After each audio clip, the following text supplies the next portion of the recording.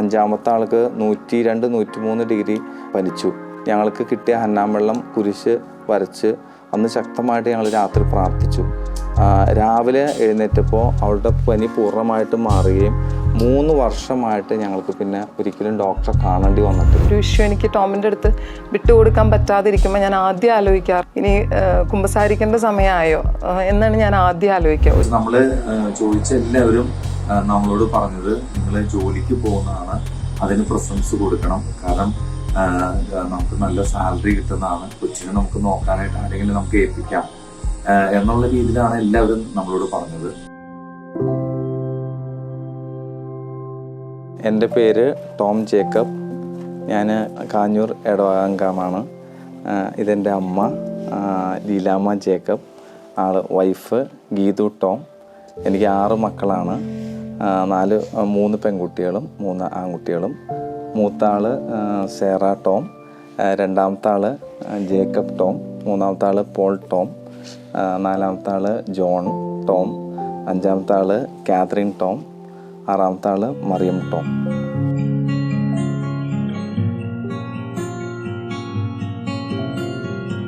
മൂന്ന് വർഷത്തോളമായി ഞങ്ങൾ സാധിക്കുന്ന എല്ലാ ദിവസവും തന്നെ വിശുദ്ധ കുർബാനയിൽ ഞങ്ങൾ കുടുംബം ഒരുമിച്ച് ഞങ്ങൾ പോകും.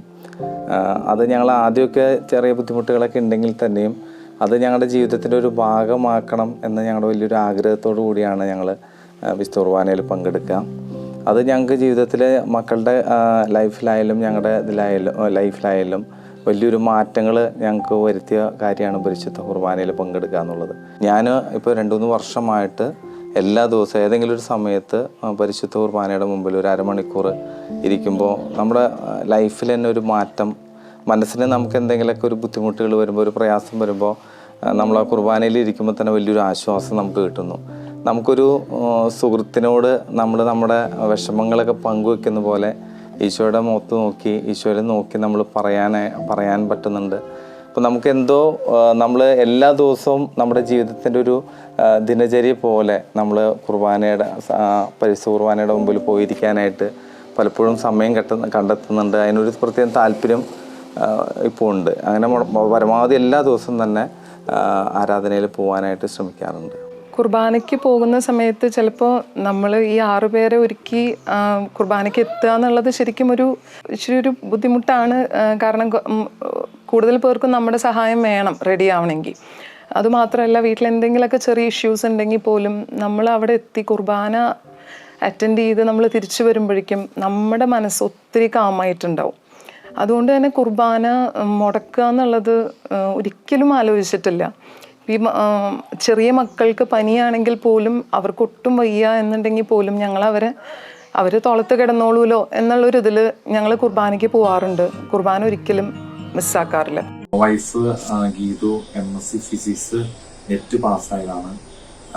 കല്യാണത്തിന് ശേഷം ഞങ്ങൾ 2-3 കോളേജുകളിൽ ജോലിക്ക് വേണ്ടിയിട്ടുള്ള ആപ്ലിക്കേഷൻസ് കൊടുത്തിരുന്നു. അപ്പോൾ ആ സമയത്ത് ഗീതു ക്യാരിങ് ആയിരുന്നു. നമ്മൾ ഡെലിവറി കഴിഞ്ഞ് 2 ആഴ്ച കഴിഞ്ഞിട്ടാണ് നമുക്കൊരു കോളേജിൽ നിന്ന് നമുക്ക് ഇൻ്റർവ്യൂ കാർഡ് വരുന്നത്. അപ്പോൾ ഞങ്ങൾക്ക് പെട്ടെന്ന് അങ്ങനെ ആയിപ്പോൾ ഒരു തീരുമാനം എടുക്കാനായിട്ട് ഞങ്ങൾക്ക് എന്താ ചെയ്യാന്നുള്ളൊരു കൺഫ്യൂഷനായിരുന്നു.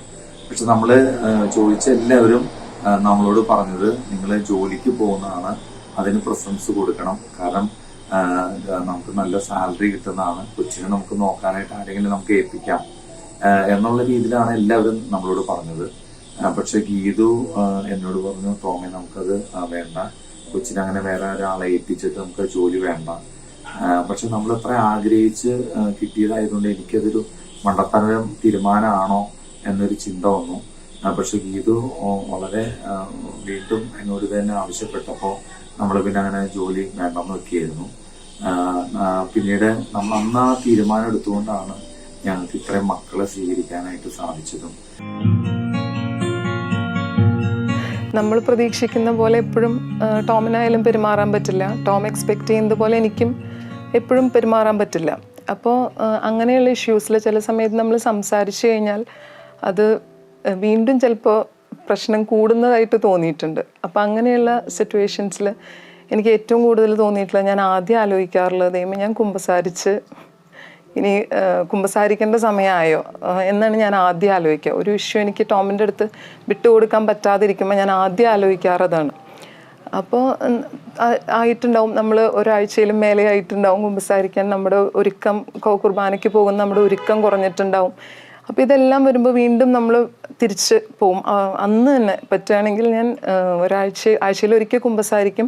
അത് എങ്ങാൻ നീണ്ടു പോയിട്ടുണ്ട്, ഒരു ഇഷ്യൂലേക്ക് വന്ന് തുടങ്ങുന്നത് കണ്ട അപ്പം തന്നെ പോയി കുമ്പസാരിച്ച് കഴിഞ്ഞാൽ നമുക്ക് ആ പ്രശ്നം പിന്നെ നമുക്കത് ലൈറ്റായിട്ട് എടുക്കാൻ പറ്റും. ഒരാൾ ലൈറ്റായിട്ട് എടുക്കാൻ പറ്റിയാൽ പിന്നെ ആ പ്രശ്നം അവിടെ ഇല്ല. ഞങ്ങളൊരു ദിവസം എറണാകുളത്തൊരു ധ്യാന കേന്ദ്രത്തിൽ ധ്യാനം സംഘടിപ്പിക്കുന്ന ബ്രദറിൻ്റെ അടുത്ത് ഞങ്ങൾ ധ്യാനിക്കാനായിട്ട് പോയി. അപ്പോൾ അന്ന് ഞങ്ങൾ പോകുമ്പോൾ 2 പേർക്കും വല്ലാത്ത പനിയും ചുമയൊക്കെ ആയിരുന്നു. ഞങ്ങൾ മരുന്നൊക്കെ ആയിട്ടാണ് പോയത്. പക്ഷെ നമ്മളവിടെ ചെന്നു 2 ദിവസം കഴിഞ്ഞപ്പോൾ അസഹ്യമായ ബുദ്ധിമുട്ടുകൾ, ഞങ്ങൾക്ക് ധ്യാനം കണ്ടിന്യൂ ചെയ്യാൻ പറ്റാത്ത അവസ്ഥയായി. ഞങ്ങൾ തിരിച്ചു പോന്നെങ്കിലോ എന്ന് വരെ ഞങ്ങൾ ആലോചിച്ചിരുന്നു. അപ്പോൾ അത്രയും വല്ലാത്തൊരു അവസ്ഥയിലായിരുന്നു ഞങ്ങൾ. പക്ഷേ ധ്യാനം കഴിഞ്ഞ് ഞങ്ങൾ വന്നു കഴിഞ്ഞപ്പോൾ ഒരു കാര്യം തീരുമാനിച്ചു. നമ്മളിനി പ്രാർത്ഥനയിലൂടെ നമുക്ക് ഇതിനെ മാറ്റണം എന്നൊരു ആഗ്രഹം ഞങ്ങൾക്ക് 2 പേർക്കുണ്ടായിരുന്നു. ഞങ്ങൾ അന്ന് വന്ന് രാത്രി 5-ാമത്തെ ആൾക്ക് 102, 103 ഡിഗ്രി പനിച്ചു. ഞങ്ങൾക്ക് കിട്ടിയ ഹന്നാമ്പെള്ളം കുരിശ് വരച്ച് അന്ന് ശക്തമായിട്ട് ഞങ്ങൾ രാത്രി പ്രാർത്ഥിച്ചു. രാവിലെ എഴുന്നേറ്റപ്പോൾ അവളുടെ പനി പൂർണ്ണമായിട്ട് മാറുകയും 3 വർഷമായിട്ട് ഞങ്ങൾക്ക് പിന്നെ ഒരിക്കലും ഡോക്ടറെ കാണേണ്ടി വന്നിട്ടില്ല.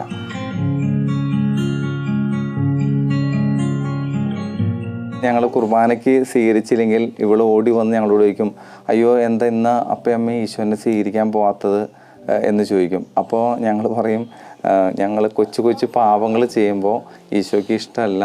അപ്പോൾ നമ്മളെ ഹൃദയ വിശുദ്ധിയോടുകൂടി മാത്രമേ ഈശോനെ സ്വീകരിക്കാൻ പറ്റുള്ളൂ. മക്കളിൽ മൂത്ത ആൾ മാത്രമാണ് കുർബാന സ്വീകരിച്ചിട്ടുള്ളൂ. അപ്പോൾ ആ കുർബാന സ്വീകരണത്തിന് വേണ്ടി അവളെ ഒരുക്കാൻ 1 വർഷം മുമ്പ് തന്നെ ഞങ്ങൾ ഒരുക്കം തുടങ്ങാം എന്നുള്ളതിൽ ആ സമയത്ത് തന്നെ അവൾക്കൊരു ഏഞ്ചൽസ് ആർമിയുടെ കുർബാന സ്വീകരണത്തിന് ഒരുങ്ങുന്ന കുട്ടികൾക്ക് വേണ്ടിയിട്ടുള്ള ഒരു ഓൺലൈൻ റിട്രീറ്റ് കൂടാൻ പറ്റി.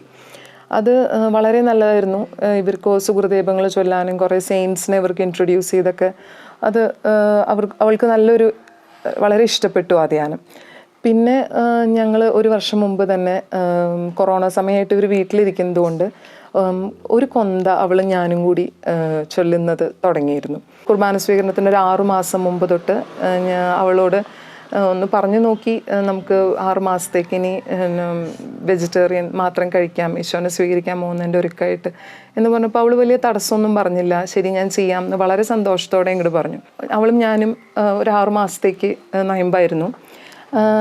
അതിനുശേഷം അതിൻ്റെ ഇടയിൽ അവളുടെ മേത്ത് അവളിങ്ങനെ ഒരു ദിവസം സുഖമില്ലാതിരിക്കുമ്പം ജസ്റ്റ് ആവി പിടിക്കുമ്പോൾ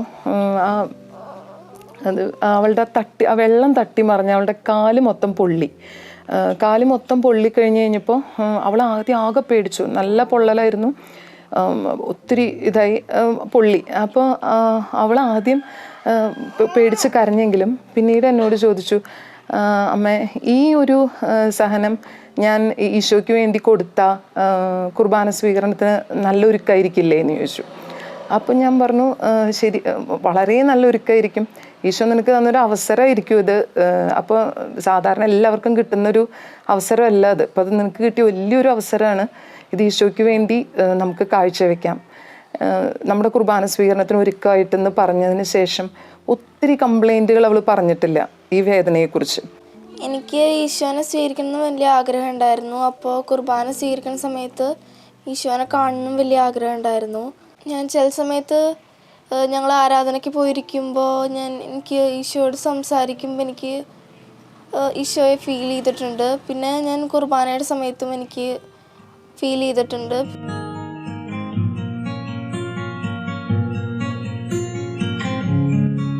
പിന്നെ കൂടുതൽ സമയം അവരോട് ബൈബിള് വചനം പഠിക്കാൻ പറയാറുണ്ട്. അപ്പോൾ മോള് കുർബാന സ്വീകരണത്തിന് ഒരുങ്ങുന്ന സമയത്തായാലും സങ്കീർത്തനങ്ങളിലത്തെ കുറേ വചനഭാഗങ്ങൾ അവൾ ബൈഹാർട്ട് ചെയ്തിരുന്നു.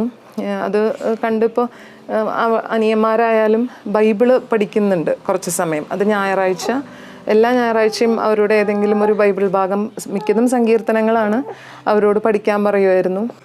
117 സങ്കീർത്തനം 1-2 തിരുവചനങ്ങൾ. ജനതകളെ കർത്താവിനെ സ്തുതിക്കുവിൻ, ജനപദങ്ങളെ അവിടുത്തെ പുകഴ്ത്തുവിൻ. നമ്മോടുള്ള അവിടുത്തെ കാരുണ്യം ശക്തമാണ്. Psalms 91. Lord our protector. Whoever goes to the Lord for safety, whoever remains under the protection of the Almighty, can say to him, You are my protector and defender. The Lord is my shepherd. I have everything I need. He lets me rest in the fields of green grass and leads me to quiet pools of fresh water. He gives me new strength and guides me the right paths as He has promised. വിശുദ്ധ കുർബാനയുമായി ബന്ധപ്പെട്ട വീഡിയോകൾ നിങ്ങൾക്ക് ലഭിക്കാൻ ഈ channel subscribe ചെയ്യുക.